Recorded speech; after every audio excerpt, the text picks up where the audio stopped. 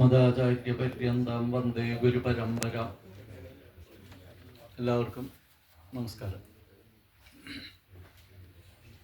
പൂർവികന്മാരായിട്ടുള്ള ആൾക്കാർ ഈ നാടിനെയും നമ്മളുടെ പാരമ്പര്യത്തിനെയും ഈ പ്രകൃതിയെയും അതിൻ്റെ തനിമയോട് കൂടിയിട്ട് അതിനൊരു ദോഷം വരാതെ കണ്ട് സംരക്ഷിച്ച് നിർത്തണം. എന്തൊക്കെ ബാഹ്യമായ ഇടപെടലുകൾ വന്നാലും ഇതിന് ദോഷം വരാൻ പാടില്ല, നശിക്കാൻ പാടില്ല എന്ന് ആത്മാർത്ഥമായിട്ട് ആഗ്രഹിച്ചുകൊണ്ട് പ്രകൃതിയിൽ നിറഞ്ഞു നിൽക്കുന്നതായിട്ടുള്ള കരിമ്പിൽ മധുരം എങ്ങനെയാണോ നിറഞ്ഞു നിൽക്കുന്നത്, അല്ലെങ്കിൽ പ്രകൃതിയിൽ വായു എങ്ങനെയാണോ നിറഞ്ഞു നിൽക്കുന്നത്, അങ്ങനെ നിറഞ്ഞു നിൽക്കുന്നതായിട്ടുള്ള ആ ഈശ്വരനെ, ഈശ്വര സങ്കല്പത്തിനെ ഈ നാടിൻ്റെ രക്ഷയ്ക്കായിട്ട് ഒരു ക്ഷേത്രം നിർമ്മിച്ച്, ആലയം നിർമ്മിച്ച് പ്രതിഷ്ഠിച്ച് ദിനാദി കാര്യങ്ങൾ ചെയ്ത് പോന്നിരുന്ന ഒരു കാലഘട്ടം ഈ പ്രദേശത്തുണ്ടായിരുന്നു. എന്തൊക്കെ സൽക്കർമ്മങ്ങൾ ചെയ്താലും എന്തൊക്കെ കർമ്മങ്ങൾ ചെയ്താലും എല്ലാത്തിനും നല്ല വശം ഉണ്ടാവും എന്ന് പറയണത് പോലെ തന്നെ മനുഷ്യരുടെ ഉള്ളിലുണ്ടല്ലോ, നല്ല വശം ഉള്ളത് പോലെ തന്നെ അതിൻ്റെ മറുവശം ഇല്ലാണ്ട് പറ്റില്ല. പ്രകാശം ഉണ്ടെങ്കിൽ അവിടെ അന്ധകാരവും ഉണ്ടാവും. അങ്ങനെ എന്തോ ഒരു ദുഷ്കർമ്മത്തിൻ്റെ അല്ലെങ്കിൽ ഒരു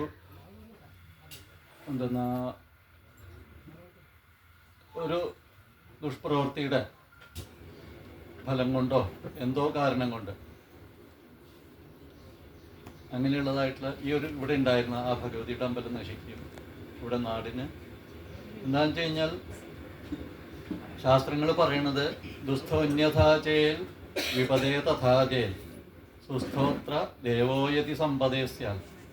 നാടിൻ്റെ ഐശ്വര്യത്തിന്, ഭക്തന്മാരുടെ അനുഗ്രഹത്തിനായിട്ട് പ്രതിഷ്ഠിച്ചിരിക്കുന്നതായിട്ടുള്ള ദേവൻ സ്വസ്ഥനാണെങ്കിൽ അനുഗ്രഹിക്കും, അതുപോലെ തന്നെയാണ് ദുസ്ഥനായിക്കഴിഞ്ഞാൽ. അതെങ്ങനെയാണെങ്കിൽ ആ ചൈതന്യത്തിന് ബാധിക്കില്ല, ആ ചൈതന്യം നശിപ്പില്ല. അതിനെ എങ്ങനെയൊക്കെ നശിപ്പിക്കാൻ നോക്കിയാലും നശിപ്പിക്കില്ല. എന്തൊക്കെ തരത്തിൽ ആ വിഗ്രഹം നശിപ്പിക്കാം, ക്ഷേത്രം നശിപ്പിക്കാം, ആ ഇരിക്കുന്ന സ്ഥലം നശിപ്പിക്കാം, പക്ഷേ ആ ചൈതന്യം നിലനിൽക്കും നൂറ്റാണ്ടുകളോളം.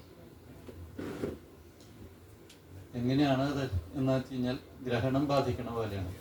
സൂര്യഗ്രഹണം ബാധിക്കുമ്പോൾ, സൂര്യന് ഗ്രഹണം ബാധിക്കുന്ന സമയത്ത് ആർക്കാ ദോഷം? സൂര്യനല്ല, നമുക്ക് അവിടെ നിന്ന് കിട്ടേണ്ടതായിട്ടുള്ള ആ ഊർജം, രശ്മി കിട്ടില്ല എന്ന് മാത്രമല്ല, അതിൻ്റെ വിപരീതമായിട്ടുള്ള നമുക്ക് ആവശ്യമില്ലാത്തതായിട്ടുള്ള രശ്മി ബലം നമുക്ക് കിട്ടുകയും ചെയ്യും. അത് നമുക്ക് രോഗത്തിന് കാരണമായിട്ട് തീരും.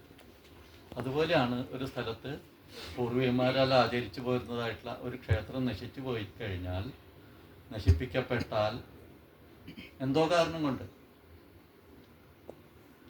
അതിൻ്റെ ആ ദുരവസ്ഥ അനുഭവിക്കാൻ ആ നാട്ടിലെ ആൾക്കാർ മാത്രമേ ഉണ്ടാവുള്ളൂ, പുറമേ നിന്ന് ഒരാളുണ്ടാവില്ല.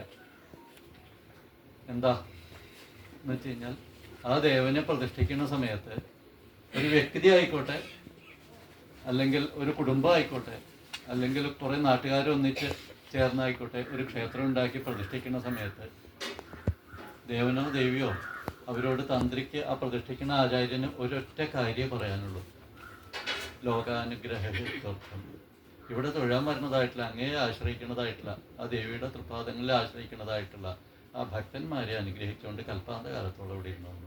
അത് മാത്രമേ ആ ദേവിക്ക് അല്ലെങ്കിൽ ആ ദേവനെ അറിയുള്ളൂ, വേറൊരവസ്ഥ അറിയില്ല.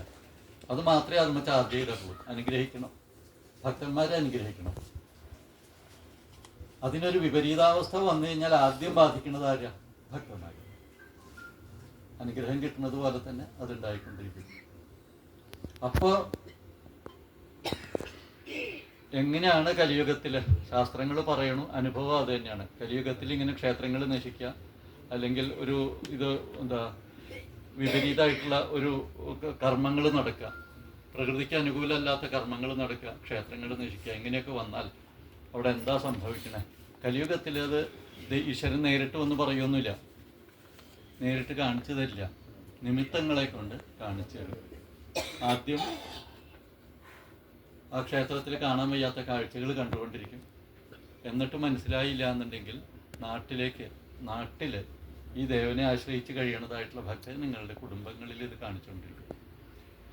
പുറമേയുള്ള നാട്ടുകാർ പറയും, ഓ ആ നാട്ടിലേക്ക് ഇനി പോകാൻ വയ്യ, അവിടെ എന്തൊക്കെയോ നടക്കുന്നു, അങ്ങോട്ട് പോകാൻ പറ്റാത്ത സ്ഥലമായി എന്ന് പറയും. നല്ലതായാലും അത് തന്നെയാണ് ആൾക്കാർ പറഞ്ഞുകൊണ്ടിരിക്കും. ഇതല്ല, ചീത്തയാണ് പറയുക. ആ കുടുംബത്തേക്ക് പോകണ്ട, അവിടെ നല്ല നല്ല ആൾക്കാരുണ്ടായിരുന്നു, പക്ഷേ എന്തോ കഷ്ടകാലം കൊണ്ട് ഇപ്പോൾ അവിടെ അങ്ങോട്ട് പോകാൻ പറ്റാത്ത അവസ്ഥയായി തീർന്നു എന്ന് പറയാം. സ്ത്രീകൾ പ്രത്യേകിച്ച് പറയണതാണ്, സ്ത്രീകൾ വേണ്ട വഴിക്കല്ലാണ്ട് പോവുക എല്ലാ കുടുംബങ്ങളിലും. ഇത് ആദ്യത്തെ ലക്ഷണം ഇതാണ്, നിമിത്തം കാണിച്ചു തരുന്നതാണ്. കുട്ടികൾ ഉണ്ടാവാതിരിക്കാം, അഥവാ കുട്ടികൾ ഉണ്ടായാൽ അവർ നേർവഴിക്ക് വരാതിരിക്കാം. പിന്നെ ബാലമരണങ്ങൾ സംഭവിക്കാം, ദുർമരണങ്ങൾ സംഭവിക്കാം. മരണമില്ലാണ്ട് പറ്റില്ല, പക്ഷെ ഇങ്ങനെ മരിക്കേണ്ടിയിരുന്നില്ല എന്ന് പറയിപ്പിക്കാം. ഇത് ധാരാളമാവാം, 1 2 അല്ല, അനവധിയാവാം. കേൾക്കാൻ വയ്യാത്ത, ഇതേവരെ ഇവിടെ ഈ നാട്ടിൽ ഇങ്ങനെ ഉണ്ടായിട്ടില്ല, ഇപ്പം എന്താ ഇങ്ങനെ സംഭവിക്കണേന്ന് അവിടുത്തെ ആൾക്കാർക്ക് തോന്നിത്തുടങ്ങുക. അങ്ങനെയുള്ള അനവധി ആയി കഴിയുമ്പോഴാണ് എല്ലാ സ്ഥലത്തും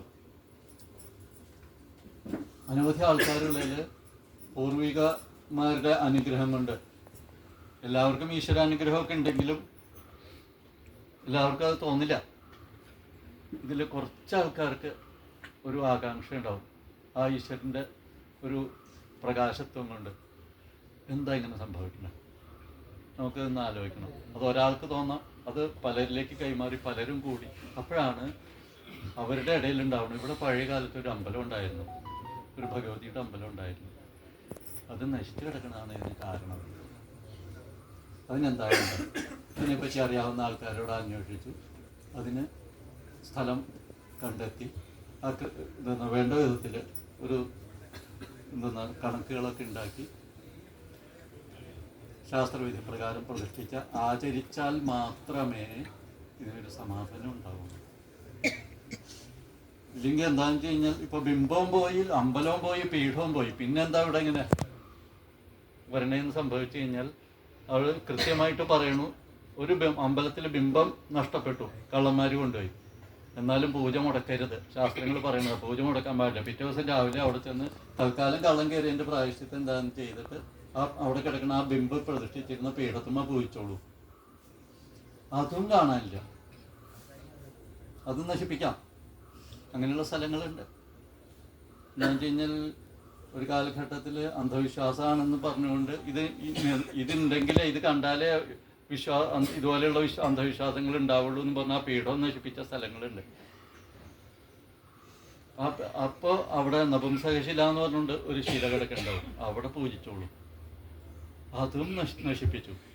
ആയിക്കോട്ടെ, അങ്ങനെയാണെങ്കിൽ ആ ക്ഷേത്രം ഇരുന്ന സ്ഥലത്ത് പൂജിച്ചോളൂ, നിങ്ങൾക്ക് സൽഫലം ഉണ്ടാവും. എന്താണെന്ന് വെച്ച് കഴിഞ്ഞാൽ ഈ കാണുന്ന കെട്ടിടങ്ങളോ ബിംബമൊന്നും അല്ല, അവിടെ മന്ത്രാത്മകമായിട്ടുള്ള ആ ചൈതന്യം അവിടെ കൽപ്പാന്തകാലത്തോളം നിലനിൽക്കും. എങ്ങനെ നശിപ്പിച്ചാലും അത് ആ ജീവ ചൈതന്യം നശിക്കില്ല എന്ന് പറയുന്നത്.